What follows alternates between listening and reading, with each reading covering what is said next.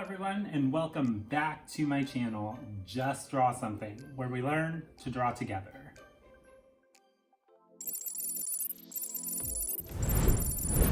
We are shooting in my living room today because it's a nice day and I'm tired of being in my room, so I thought, why not?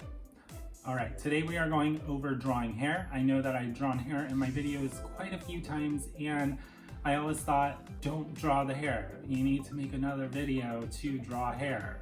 So today we are going to go ahead and go over drawing hair and the workflow it takes to achieve drawing hair.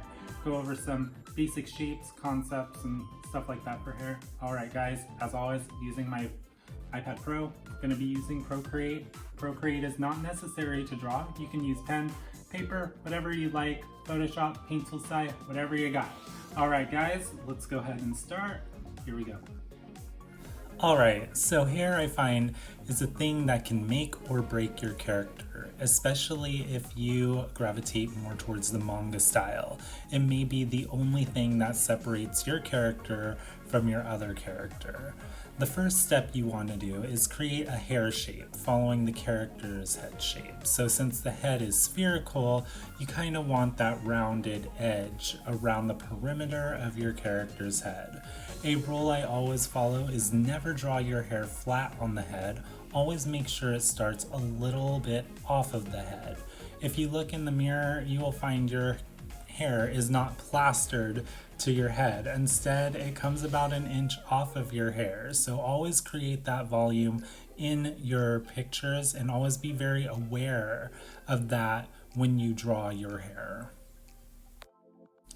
Right now, I'm just drawing two views of the hair and filling in small details for when I outline them. Adding detail will usually happen after you find the basic structure of your character's hair.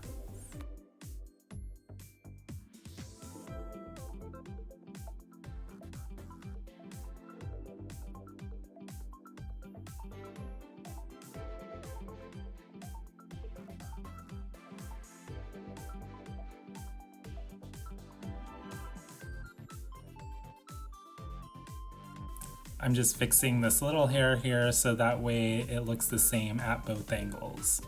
For hair that is in a ponytail or bun, it's always important to make markers for where the hair is going. I was taught this by my art teacher, so that way I can just visualize where to put my hair. After you have decided on these markers, start at the hairline and make lines indicating where the hair is going. Make sure to follow the form of the head when drawing your hairs. I will draw several lines when I plan out my hair to indicate where the hair is actually going. This will help me take out lines later when I am detailing my work that I just don't need. This method also helps me visualize where the most important and most impactful lines will go when I do my detailing work on my hair. Now, make sure that when you are doing updos or ponytails or buns, that your hairline matches where the hair is going. You can do this just by adding little lines in the direction where all of the hair is going.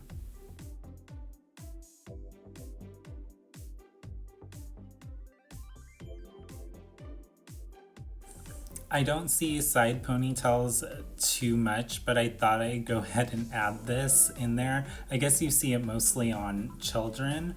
The same thing applies here. Lay down a marker for where the hair would be pulled back and draw lines in the direction of that marker. Don't forget your hairline. Make sure you draw lines going towards your markers so that way your hairline also indicates the direction of the hair. Another thing is always make sure you're drawing off of the scalp, never draw directly on the scalp. For hair with bangs, it will be about the same thing. You can draw a marker or you can visualize where the marker is and draw the lines following the head to that marker. Remember, the lines shouldn't be flat, they should be rounded because the skull is spherical.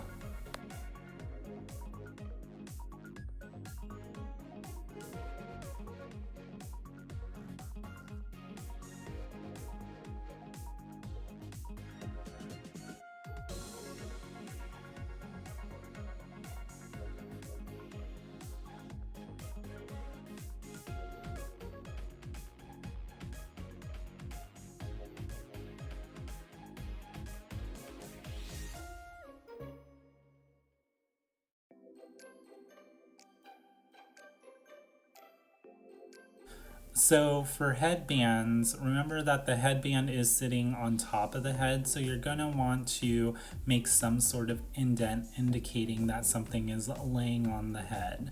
Also, there isn't a super centralized pullback if you decide you're pulling the bangs back to the headband.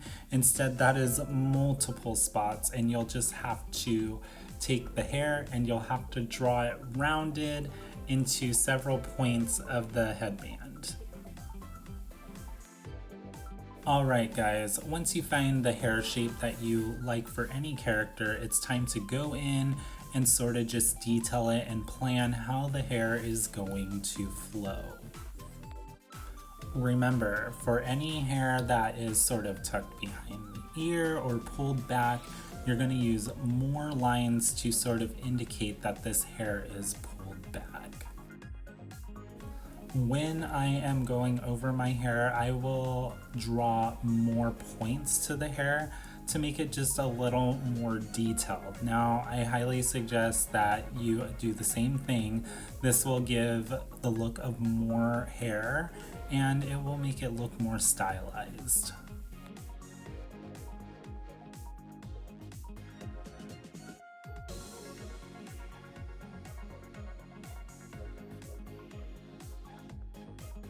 Always make sure to take off the sketch layer too, just so that way you can see your outline clearly, and add any extra lines that you may need to sort of define the hair.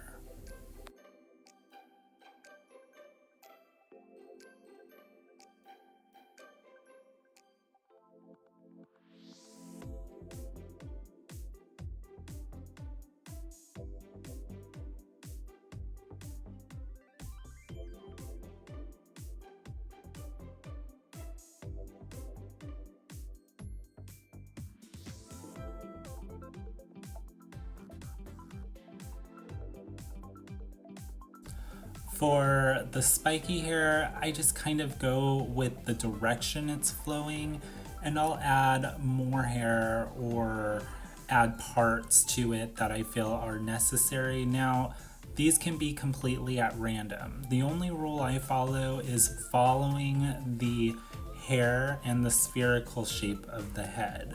So as you can see, I'm following the spherical shape of the head and I'm just adding more hairs where I think they should go. Now these are completely random. Remember, hair is a random thing. It has form, but if your hair blows in the wind, then your hair may have the same form, but strands of hair may lie differently. So have fun with this step and just sort of figure out where you want your hair flow to go.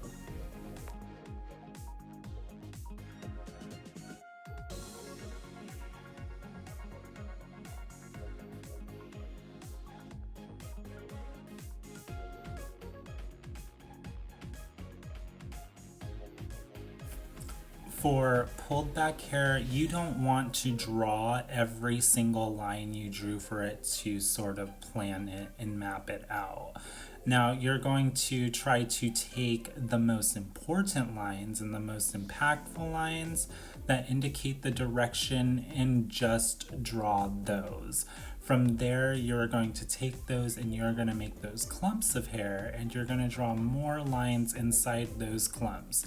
However, you can see I am not drawing every single hair that I drew to guide me through the process of drawing a ponytail. Instead, I'm just taking the important lines and I am going ahead and defining those so that way it looks like the hair is more pulled back and more stylized.